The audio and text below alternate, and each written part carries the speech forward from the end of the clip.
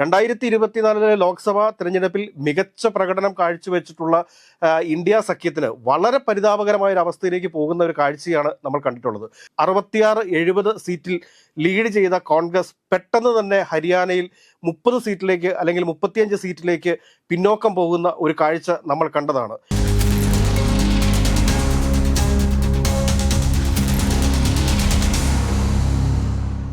നമസ്കാരം. ജനാധിപത്യത്തിൻ്റെ ശക്തി എന്ന് പറയുന്നത് സുതാര്യമായ തെരഞ്ഞെടുപ്പുകളാണ്. തെരഞ്ഞെടുപ്പുകൾ ഏതെങ്കിലും തരത്തിൽ അട്ടിമറിക്കപ്പെട്ടാൽ അത് ജനാധിപത്യത്തിന് തന്നെ അപകടകരമാണ് എന്ന് പറയാതിരിക്കാൻ വയ്യ. EVM മെഷീനെക്കുറിച്ച് ഇതിനു മുമ്പൊക്കെ ഒരുപാട് ആക്ഷേപങ്ങൾ ഉയർന്നു വന്നിട്ടുണ്ട്. അന്ന് അതിനെയൊക്കെ നമ്മൾ വളരെ ലളിതവൽക്കരിച്ച് കളയുകയുമാണ് ചെയ്തിട്ടുള്ളത്. പക്ഷേ ഈ കഴിഞ്ഞ 2 പ്രധാനപ്പെട്ട തെരഞ്ഞെടുപ്പുകളിൽ ഹരിയാന ജമ്മു കാശ്മീർ തെരഞ്ഞെടുപ്പും അതോടൊപ്പം തന്നെ മഹാരാഷ്ട്ര ജാർഖണ്ഡ് തെരഞ്ഞെടുപ്പും, ഈ 2 തെരഞ്ഞെടുപ്പുകളെ വിലയിരുത്തുന്ന സമയത്ത് വീണ്ടും ചില സംശയങ്ങൾ EVM മെഷീനിലേക്ക് നീളുകയാണ്.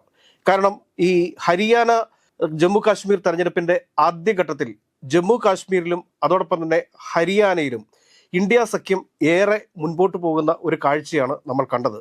അതിന് തൊട്ട് മുമ്പ് ദിവസങ്ങളിൽ വന്നിട്ടുള്ള എക്സിറ്റ് പോൾ ഫലങ്ങൾ എല്ലാം തന്നെ NDAക്ക് അനുകൂലം ആയിരുന്നുവെങ്കിലും വോട്ടെണ്ണി തുടങ്ങിയ ആദ്യ മണിക്കൂറുകളിൽ ഹരിയാനയിലും ജമ്മു കാശ്മീരിലും NDA സഖ്യത്തിന് അനുകൂലമായിട്ടാണ് തെരഞ്ഞെടുപ്പ് ഫലങ്ങൾ വന്നു തുടങ്ങിയത്. എന്നാൽ ഏകദേശം ഒരു മണിക്കൂർ കഴിയുന്നതോടുകൂടി ആദ്യം തപാൽ വോട്ടുകൾ എണ്ണിയതിനു ശേഷം പ്രധാനപ്പെട്ട വോട്ടുകൾ അതായത് വോട്ടിംഗ് മെഷീനിലെ വോട്ടുകൾ എണ്ണി തുടങ്ങിയപ്പോഴും ഇന്ത്യ സഖ്യം ഏറെ മുമ്പിലായിരുന്നു, അല്ലെങ്കിൽ ഹരിയാനയിൽ കോൺഗ്രസ് ഏറെ മുന്നിലായിരുന്നു എന്ന് വേണം പറയാൻ.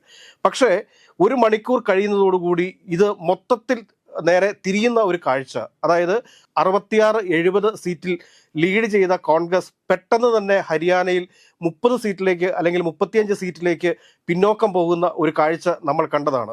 ഇതെന്ത് മാജിക്ക് എന്ന് പലപ്പോഴും നമ്മൾ ചിന്തിച്ചിട്ടുണ്ട്. അന്നൊക്കെ പ്രായോഗിക ബുദ്ധിയിൽ നമ്മൾ ചിന്തിക്കുന്ന സമയത്തും ജമ്മു കാശ്മീർ കിട്ടിയല്ലോ, അതുകൊണ്ട് ഇലക്ട്രോണിക് വോട്ടിംഗ് മെഷീനിൽ വേറെ പ്രശ്നങ്ങളൊന്നും ഇല്ല എന്നൊക്കെ ധരിച്ച് നമ്മൾ അതിനെക്കുറിച്ച് കൂടുതൽ ചർച്ച ചെയ്തില്ല എന്നുള്ളതാണ് സത്യം. പക്ഷേ ഇന്നിപ്പോൾ വീണ്ടും മഹാരാഷ്ട്രയിലും അതോടൊപ്പം തന്നെ ജാർഖണ്ഡിലെയും തെരഞ്ഞെടുപ്പിൽ ഈ ഫലം അതേ രീതിയിൽ തന്നെയാണ് വന്നുകൊണ്ടിരിക്കുന്നത്. കാരണം ഇന്നലെ ഒപ്പത്തിനൊപ്പമാണ് മഹാരാഷ്ട്രയിൽ മഹാ അഗാഡി സഖ്യവും അതോടൊപ്പം തന്നെ NDA സഖ്യവും നീങ്ങിയത്. പക്ഷേ ഇടയ്ക്ക് ഇന്ത്യ സഖ്യം മുൻപിൽ വന്നു എന്ന് തന്നെ പറയണം. ഇന്ത്യ സഖ്യം എന്ന് ഉദ്ദേശിച്ചത് അവിടെയുള്ള മഹാ അഗാഡി സഖ്യത്തെയാണ്. NCP ശരത് പവാർ വിഭാഗവും ശിവസേന ഉദ്ധവ് താക്കറെ വിഭാഗവും കോൺഗ്രസും നയിക്കുന്ന മഹാ അഗാഡി സഖ്യവും അതോടൊപ്പം തന്നെ NDA സഖ്യവും ഇവർ രണ്ടുപേരും ഒപ്പത്തിനൊപ്പം എത്തുകയും ഒരു സമയത്ത് മഹാ അഗാഡി സഖ്യം, അതായത് ഇന്ത്യ സഖ്യം മുന്നിട്ട് നിൽക്കുന്ന ഒരു കാഴ്ചയും നമുക്ക് മുമ്പിൽ കാണാൻ സാധിച്ചു. പക്ഷെ പെട്ടെന്ന് തന്നെ, എന്നാൽ അതേ സമയത്ത് തന്നെ ജാർഖണ്ഡിൽ നമ്മൾ ശ്രദ്ധിക്കുന്ന സമയത്ത് NDA മുന്നണിയായിരുന്നു മുന്നിട്ട് നിന്നിരുന്നത്. പക്ഷേ ഒരു സമയം കഴിയുന്നതോടുകൂടി ഇന്ത്യ മുന്നണി മുമ്പോട്ട് വരികയും കാരണം ഫലങ്ങളിലെല്ലാം സീറ്റുകൾ കൂടുതൽ നേടുന്നതായിട്ട് നമുക്ക് കാണാൻ സാധിച്ചു. പക്ഷേ അതേ സമയം തന്നെ മഹാരാഷ്ട്രയിൽ വളരെ പരിതാപകരമായ ഒരവസ്ഥയിലേക്ക് മഹാ അഗാഡി സഖ്യം പോകുന്ന ഒരു കാഴ്ച നമ്മൾ കണ്ടു. കാരണം മഹാരാഷ്ട്രയിലെ ഇത്തവണത്തെ തെരഞ്ഞെടുപ്പിനെ വിലയിരുത്തുന്ന സമയത്ത് അവിടങ്ങളിലുള്ള സാധാരണക്കാരായിട്ടുള്ള ജനങ്ങൾ, നഗരപ്രദേശങ്ങളിൽ താമസിക്കുന്ന ജനങ്ങൾ, യുവാക്കൾ, കൃഷിക്കാർ ഇവരൊക്കെ ഒരേ സ്വരത്തിൽ ഭരണവിരുദ്ധ വികാരത്തെക്കുറിച്ചും അതോടൊപ്പം തന്നെ NCPയുടെ കൂറുമാറ്റത്തെക്കുറിച്ചും ഒക്കെ തന്നെയാണ് സംസാരിച്ചിരുന്നത്. അതിൽ ശക്തമായ പ്രതിഷേധവും ഒക്കെ അവിടെയുള്ള എല്ലാ മഹാരാഷ്ട്രക്കാരും പ്രകടിപ്പിച്ചിരുന്നതാണ്. ഇത്തവണ തീർച്ചയായിട്ടും മഹാ അഗാഡി സഖ്യം അവിടെ അധികാരത്തിൽ വരുമെന്ന ഒരു ഉറച്ച വിശ്വാസവും മഹാരാഷ്ട്രയിലെ ജനങ്ങൾക്കുണ്ടായിരുന്നു. പക്ഷേ ഇതിനെല്ലാം അട്ടിമറിച്ചുകൊണ്ട് ആരും പ്രതീക്ഷിക്കാത്ത രീതിയിൽ, അതായത് 2024 ലോക്സഭാ തെരഞ്ഞെടുപ്പിൽ മികച്ച പ്രകടനം കാഴ്ചവെച്ചിട്ടുള്ള ഇന്ത്യ സഖ്യത്തിന് വളരെ പരിതാപകരമായ ഒരു അവസ്ഥയിലേക്ക് പോകുന്ന ഒരു കാഴ്ചയാണ് നമ്മൾ കണ്ടിട്ടുള്ളത്. അവിടെ സ്ഥാനാർത്ഥി നിർണയമൊക്കെ മഹാ അഗാഡി സഖ്യം തെരഞ്ഞെടുപ്പ് പ്രഖ്യാപിച്ച ഉടനെ തന്നെ പൂർത്തിയാക്കിയിരുന്നു.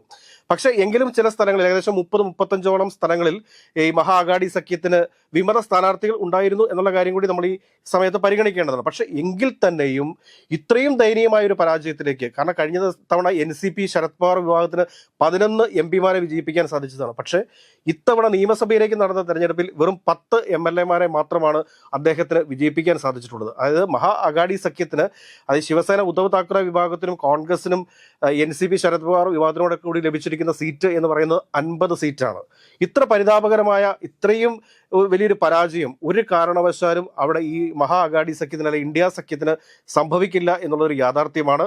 അവിടെ എന്താണ് നടന്നിട്ടുള്ളത് എന്നുള്ളതിനെക്കുറിച്ച് ഈ മഹാ അഗാഡി സഖ്യം, അതായത് ഇന്ത്യ മുന്നണി വളരെ ഗൗരവപൂർവ്വം ചർച്ച ചെയ്യേണ്ട ഒരു സമയമാണിന്ന്.